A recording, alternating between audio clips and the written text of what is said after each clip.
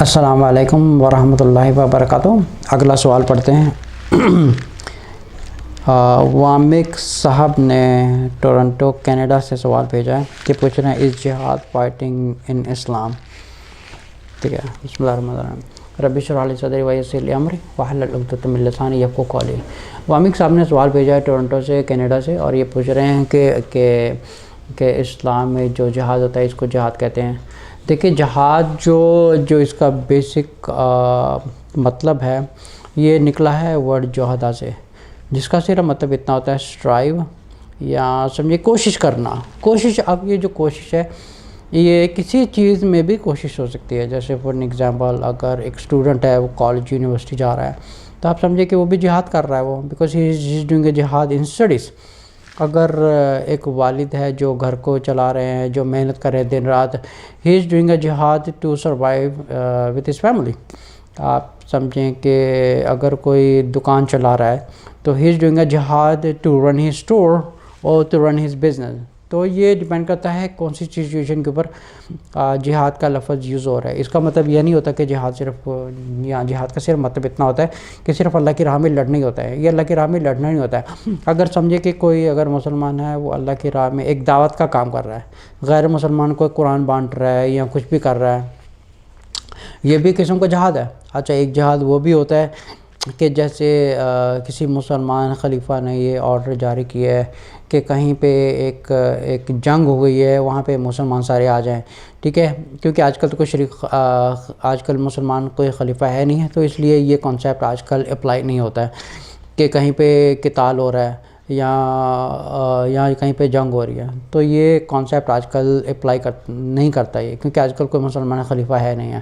اچھا، اس کے علاوہ جو ایک شریعت میں جو سب سے بڑا جو جہاد ہے نا، وہ جہاد ہے جہاد میں نفس، مطلب اپنی ذات کے اوپر سب سے بڑا جہاد یہی ہے کہ اپنے آپ کو ایک برائی سے روکیں اور اپنے اندر تقوی پیدا کریں۔ آپ دیکھیں سورۃ بقرہ کی آیت نمبر 2 میں اللہ تعالیٰ فرماتے ہیں اعوذ باللہ من الشیطان الرجیم الف لام میم ذالک الکتاب لا ریب فیہ ھدی للمتقین۔ یہ کتاب ایک ہدایت کا ذریعہ ہے ان لوگوں کے لیے جو متقی لوگ ہیں، جو تقوی والے لوگ ہیں۔ اب یہ تقوی پیدا کرنے کے لیے کہ بہت سے راستے تھے کہ انسان اپنے آپ کو برائی سے روکے، جیسے فار ایگزامپل اپنے آپ کو جھوٹ سے روکنا، یہ بھی ایک جہاد ہے۔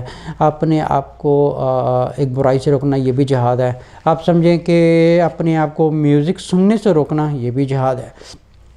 اپنی نظروں کی حفاظت کرنا، یہ بھی جہاد ہے۔ غیر محرم سے بات کرنا، یہ بھی جہاد، غیر محرم سے نہیں بات کرنا، یہ بھی اپنے آپ کو جہاد ہے، ٹھیک ہے۔ کسی بھی برائی سے، جو بھی اللہ تعالیٰ کے احکامات ہیں، کسی احکامات سے جو اللہ تعالیٰ نے جن چیزوں سے روکا ہے، ٹھیک ہے، یہ بھی ایک جہاد ہے۔ جو سب سے بڑا جہاد ہوتا ہے وہ انسان کی ایک ذات کے اوپر، جیسے فار ایگزامپل کچھ صحابہ آتے تھے، جیسے ایک صحابہ رسول صلی اللہ علیہ وسلم کے پاس آئے تو انہوں نے کہا کہ میں جہاد پہ جانا چاہتا ہوں۔ تو انہوں نے کہا کہ کیا تمہارے گھر میں تمہارے والدین زندہ ہیں؟ تو انہوں نے بولا ہاں زندہ ہے۔ تو انہوں نے بولا چلو ٹھیک ہے، آپ ان کی جا کے خدمت کریں، آپ کے لیے یہ سب سے پہلا جہاد ہے۔ فار ایگزامپل اگر مجھے کچھ لوگ یہ کافی لوگ سوال کرتے ہیں کہ جیسے تبلیغوں پر جانا، یا آپ سمجھیں کہ اللہ کی راہ میں جانا، کہ یہ پہلے فرض ہے یا گھر میں جو گھر کو سنبھالنا، یہ سب سے پہلا جہاد ہے۔ دیکھیں، سب سے پہلا جہاد یہی ہے کہ آپ اپنے بال بچوں کو ٹیک کیئر کریں، کہ آپ بال بچوں کو ٹیک کیئر کریں اور دیکھیں کہ آپ کے ماں باپ کو آپ کی ضرورت ہے، یا بیوی بچوں کو آپ کی ضرورت ہے۔ تو ایسا نہیں ہے کہ آپ اپنے گھر کو چھوڑ کے اللہ کی راہ میں چلے جائیں، کیونکہ ہو سکتا ہے آپ کو اس کا ثواب ملے گا، لیکن قیامت والے دن آپ کو اس کی گھر والوں کی طرف سے پکڑ ہو جائے گی، کیونکہ پہلا جہاد یہی ہوتا ہے کہ آپ اپنا جہاد اپنے گھر سے شروع کریں۔ اب اگر ایک عورت اگر کہتی ہے کہ میں جہاد پہ جانا چاہتی ہوں، تو اس کے لیے سب سے پہلا جہاد یہی ہے کہ وہ اپنے شوہر کو پہلے راضی کرے۔ اس کے لیے سب سے پہلا جہاد یہی ہے کہ وہ اپنے بچوں کی ٹیک کیئر کرے۔ اب یہ نہیں کہ گھر والوں کو چھوڑ کے، اب ایک عورت کے اوپر سب سے پہلا فرض کیا ہوتا ہے؟ اللہ تعالیٰ کی ذات کے بعد اور رسول صلی اللہ علیہ وسلم کی ذات کے بعد سب سے پہلے وہ اپنے شوہر کا ٹیک کیئر کرے اور اپنے بال بچوں کی ٹیک کیئر کرے۔ یہ اس کے لیے سب سے بڑا جہاد ہے۔ اور یہ ڈیپینڈ کرتا ہے ایک ایکچولی سچویشن کے اوپر ڈیپینڈ کرتا ہے، اور ایک وقت کے اوپر ڈیپینڈ کرتا ہے کہ کون سی سچویشن کے اوپر یہ اپلائی ہو رہا ہے۔ بیسیکلی یہ دیکھا جاتا ہے کہ what is your first priority.